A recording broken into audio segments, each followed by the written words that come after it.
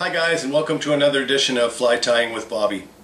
Today I'm going to be tying the Steelhead Bee, and I'm going to be doing it a little bit differently than the recipe calls for. I'm going to be using actually deer hair for this one. I'm going to be using moose body hair for this one, and I'm also going to be using our brand new line of Winter's Hope Flying River ram's wool. It's a wool that we have developed ourselves. We source it in the raw, we dye it, we comb it, and skirt it ourselves. So this is a really exciting brand new product for us, and we're really proud to have our name on it because it is truly our own product. We don't buy this pre-made anywhere, we make it totally ourselves. It comes in 9 colors currently, and we're working on adding more colors to our line. So if you haven't gotten some of this, drop by our store online, Winter's Hope Flying River, and get some of this stuff because it's really great stuff. It has a natural water resistant capability, and this fly that I'm tying today is going to be a steelhead dry fly. So we want to have the most water resistant capability we can. We want to have the most flotational quality that we can with this fly. So all of the materials that I'm using here will hopefully make this fly float really good. I'm starting with Danville's 3/0 waxed monocord, so let's get right into it. Okay, so the reason I chose to do this with the deer hair today was because my most watched video, spinning deer hair, has 11,000 views now, and I really wanted to apply that video to this fly, and I think it's going to work really well for the flotational quality that I want. So let's get started. First of all, I've laid down a complete wrap all the way from front to back, solid, because the reason why you do that is because you want the thread on here a good solid base so that the hair doesn't spin around on the hook, and that's what helps that out. So take your 3/0 Danville's waxed monocord and lay a good base wrap on there, and that's what's going to hold all that hair really solid. So the first thing we're going to do is we're going to take our moose body hair and we're going to snip out a little bit for the tail. So I'm going to go ahead and do that. Okay, so I've gone ahead and snipped out a piece of moose body hair, and what I'm going to do is, one thing that I do want to follow here is I want to follow the length and design of the fly. Not so much on the materials, but I do want to follow the length because that is important. You don't want odd size lengths on your fly. So how we do that is we measure right from where we tied in right there, one length there, and then I'm just going to go one length of the hook back, and that's where I'm going to tie it in. So I'm going to go ahead and tie that in right there. Okay, so now I've tied in my moose body hair, and you can see it's about one length of the hook. Now I'm going to do the cool part. I'm going to start spinning the deer hair. So now that I've snipped out a piece of deer body hair, what I want to do is I want to comb that out because I don't want the dander in there. So I'm just going to take this little comb that I have here, and I'm going to comb that out. And do you see that fluff right there? That's what I want out of there because it makes it really hard to spin the deer hair when that stuff is in there. So you definitely want to clean that stuff out. So I'm going to clean all that hair out of there. Okay, so now I have all the dander out of there. So what I want to do is I want to stack these ends right here because I want most of that thick stuff all together. I wouldn't want to use the tips because there's not much buoyancy there. All the buoyancy lies in the hair down in here. So this is the stuff that I want. So I'm going to stack it to make sure all these ends are even. So I'm going to stack it right now. Okay, after it's stacked, you can see it's going to come out of the stacker just like that. That's what I want right there, guys. I want that nice clean stack. So let's go ahead and tie that in. So here's the trick of tying it in. You don't just want to lay it up on top, and you don't want to lay it underneath. What you want to do is you want to lay it down at a 45. And since I'm going to be spinning this and I'm going to be using equal sides, the equal amounts of the hair on all sides, what I want to do is I want to tie it in just a little bit down on this hair right here. So let's go ahead and tie it in.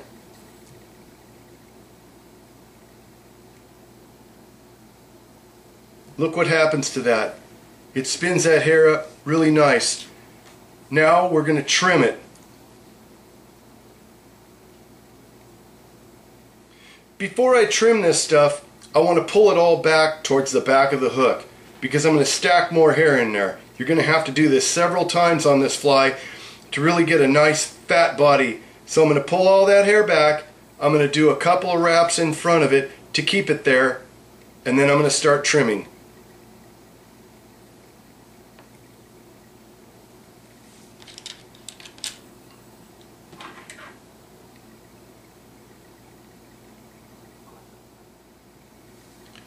Now you can see that the hair is just roughly trimmed. I didn't trim it all down exactly the way I want it because I haven't tied all the hair in there yet.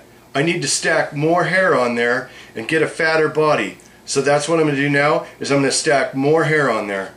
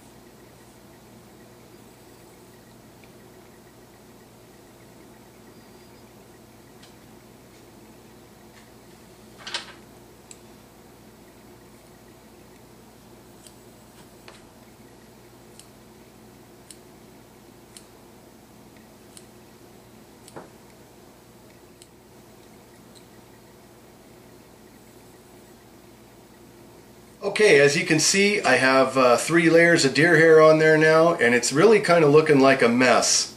But it's going to look a lot nicer when we start trimming this thing down. Now, the next thing I need to do is tie in my ram's wool. I'm using the Golden Stone Yellow for this, so I'm going to go ahead and tie that in now. Okay, so now I have my ram's wool on there. I'm going to go ahead and spin that up with my dubbing tool.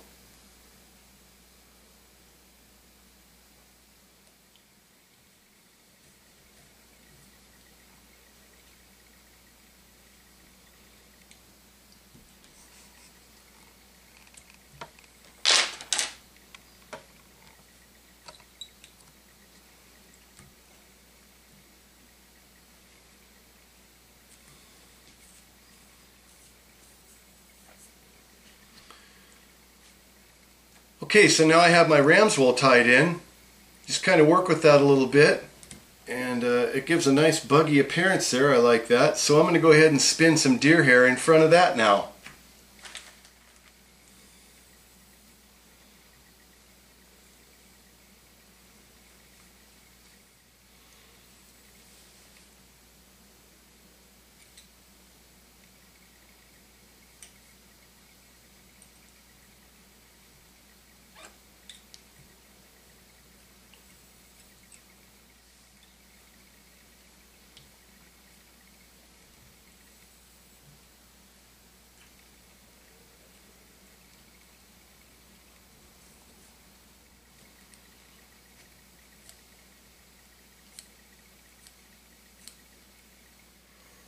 Okay, so now I have all my deer hair tied in. It's kind of roughly cut. Now comes the fun part of really shaping the body. So what I'm going to do is I'm going to start shaping this body now that we have everything all spun in.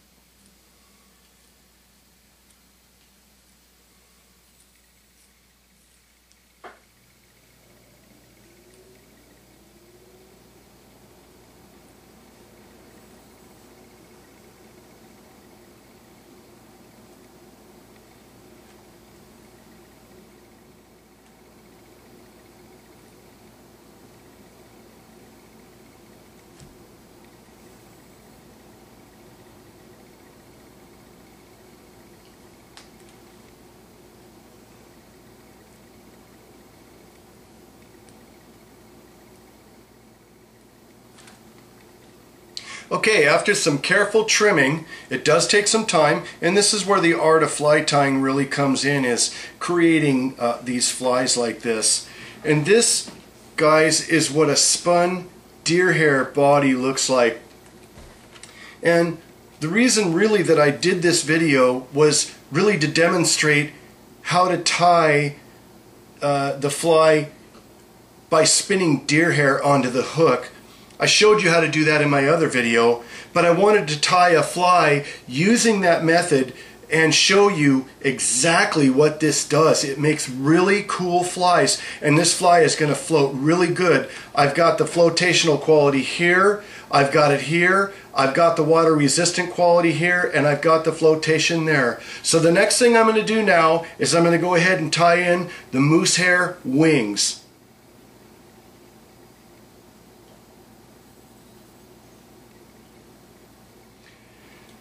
Now guys, when I tie these wings in, what I do is I lay the hair so the tips are going to the back of the hook, and I wrap the 3/0 around it, and I go around it, okay? And I bind it down pretty good.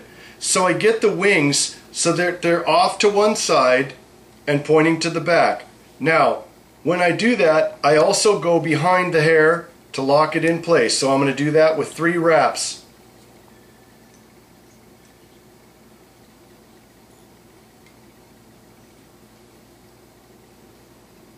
And a couple of wraps in front.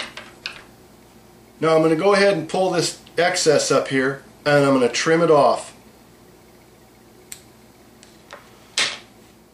Now remember guys, that's only one wing. I got to do 2, so I'm going to tie another one in there. Okay guys, I have the wings tied in there. I'm going to try to turn this so you can see it. There they are, spread apart. Now I can see from the back side here, I need a little bit more trimming on the body, so I'm going to go ahead and take care of that. But I just wanted to show you guys the wings. Now when I go around with my thread, I go around the hook, I go around this way, but I also go around the hair this way to lock it into place and then over the top. I did them separately. Some of you guys might say, well, why didn't you just tie the hooks in the wings all in at once? Well, I didn't do that because I like to tie them in individually and get each one perfect before I move on to the next one. So that's just how I do it. It doesn't matter, you can do it however you want, but that's how I do it. So I go around the hair and over, and I go around this one and over the same way. So the only thing left here on this fly is the hackle or the collar. So we're going to go ahead and tie that in now. So for my hackle, I'm just using a regular natural brown piece of hackle here that's going to go around the hook. So let's go ahead and tie that in. Okay, so using my hackle pliers, I'm now going to wind the hackle on. Now here's an important step, guys. I want this hackle to kind of brush backwards or kind of flow backwards. So I'm putting the good side or the top side of the feather to the front and the bottom side of the feather towards the back. Now I've tied it in behind the wings because I want to do about 2 or 3 wraps behind those wings and a little bit in front. So let's go ahead and wrap that on. Okay, so I've go ahead and tied the collar in. Now one thing that I've seen done at many trade shows is they go ahead and trim the bottom flat right across here. So I turn it upside down in my vise and I just trim all this stuff flat right here.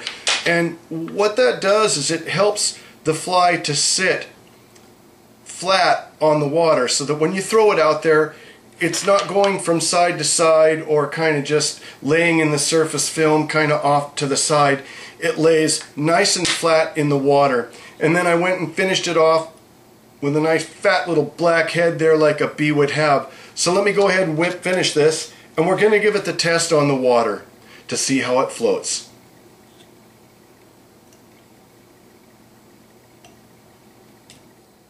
Okay, since this is a dry fly, we want to make sure that it floats. Let's see how it works. And look at that, guys. Look at that. You can't even sink the fly. I can't even sink it. I mean, and look how it lays on the water. It lays just like a real bee would. Look at that. I'm trying to sink it. I can't even sink it. Look at how the fly lays on the water, guys. When you fish the steelhead bee, that's what should be happening right there. Now, the reason I tied it with the deer hair was so that it would do this. If you tied this with dubbing, it might stay afloat for a little bit, but eventually it's going to soak up that water. But since you have the moose hair on the tail, you have the moose hair on the wing, and you have that nice deer hair, spun deer hair body, you've got the ram's wool in there, you've got a fly that will not sink. And that's exactly how you want your fly to sit on the water, just like that. So there it is, guys. I hope you've enjoyed my video tying the Steelhead Bee. I hope that you check out my other video, spinning deer hair onto a hook. It's one of my biggest watched videos, and this is why right here, guys, because this is what it does. This is how you achieve perfection right there. That is a nicely tied fly. It looks really nice. It looks just like a bee. It's got the wings, it's got the collar in there, and look at that, guys. I can't even sink the thing. It just floats right on the top of the water so nicely. So next time you're tying the Steelhead Bee, that's how you want to do it right there. Thanks a lot, guys, and happy fishing.